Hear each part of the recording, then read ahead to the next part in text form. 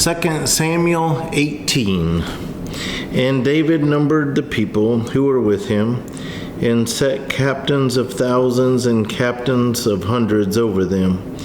Then David sent out 1/3 of the people under the hand of Joab, 1/3 under the hand of Abishai, the son of Zeruiah, Joab's brother, and 1/3 under the hand of Ittai the Gittite. And the king said to the people, I also will surely go out with you myself. But the people answered, You shall not go out, for if we flee away, they will not care about us, nor if half of us die will they care about us. But you are worth 10,000 of us now, for you are now more help to us in the city. Then the king said to them, Whatever seems best to you, I will do. So the king stood beside the gate. And all the people went out by hundreds and by thousands. Now the king had commanded Joab, Abishai, and Ittai, saying, Deal gently for my sake with the young man Absalom. And all the people heard when the king gave all the captains orders concerning Absalom. So the people went out into the field of battle against Israel, and the battle was in the woods of Ephraim. The people of Israel were overthrown there before the servants of David, and a great slaughter of 20,000 took place there that day. For the battle there was scattered over the face of the whole countryside, and the woods devoured more people that day than the sword devoured. Then Absalom met the servants of David. Absalom rode on a mule. The mule went under the thick boughs of a great terebinth tree, and his head caught in the terebinth. So he was left hanging between heaven and earth, and the mule which was under him went on. Now a certain man saw it and told Joab and said, I just saw Absalom hanging in a terebinth tree. So Joab said to the man who told him, You just saw him? And why did you not strike him there to the ground? I would have given you 10 shekels of silver and a belt.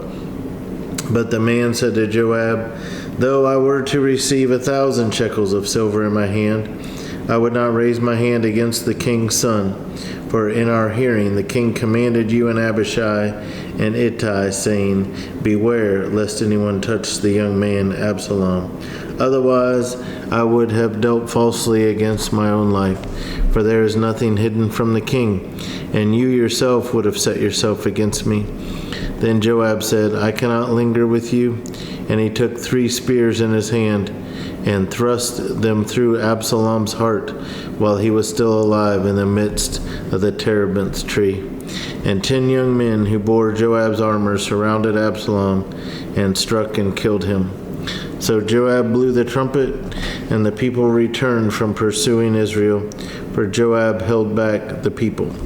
And they took Absalom and cast him into a large pit in the woods, and laid a very large heap of stones over him.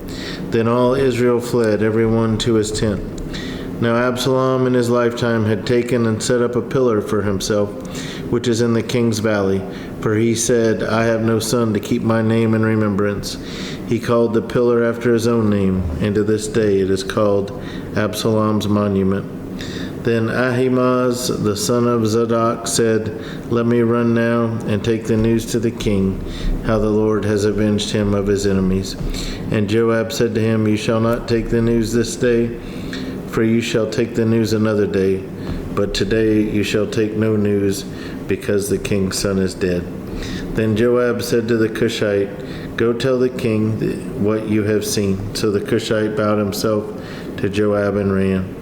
And Ahimaaz, the son of Zadok, said again to Joab, But whatever happens, please let me also run after the Cushite. So Joab said, Why will you run, my son, since you have no news ready? But whatever happens, he said, Let me run. So he said to him, Run. Then Ahimaaz ran by the way of the plain and outran the Cushite. Now David was sitting between the 2 gates, and the watchman went up to the roof over the gate to the wall, lifted his eyes and looked, and there was a man running alone. Then the watchman cried out and told the king, and the king said, If he is alone, there is news in his mouth. And he came rapidly and drew near. Then the watchman saw another man running, And the watchman called to the gatekeeper and said, "There is another man running alone." And the king said, "He also brings news." So the watchman said, "I think the running of the first is like the running of Ahimaaz, the son of Zadok." And the king said, "He is a good man and comes with good news." So Ahimaaz called out and said to the king, "All is well." Then he bowed down with his face to the earth before the king and said, "Blessed be the Lord your God, who has delivered up the men who raised their hand against my lord the king." The king said, "Is the young man Absalom safe?" Ahimaaz answered, "When Joab sent the king's servant and me, your servant, I saw a great tumult, but I did not know what it was about." And the king said, "Turn aside and stand here." So he turned aside and stood still. Just then the Cushite came, and the Cushite said, "There is good news, my lord the king, for the Lord has avenged you this day of all those who rose against you." And the king said to the Cushite, "Is the young man Absalom safe?" So the Cushite answered, "May the enemies of my lord the king, and all who rise against you to do harm, be like that young man." Then the king was deeply moved, and went up to the chamber over the gate, and wept. And as he went, he said thus, "O my son Absalom, my son Absalom, if only I had died in your place. O Absalom, my son, my son."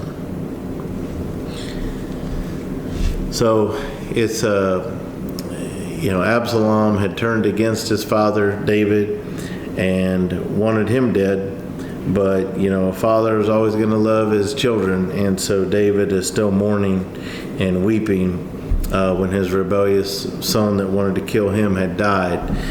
David didn't want that, and so he's grieving over that.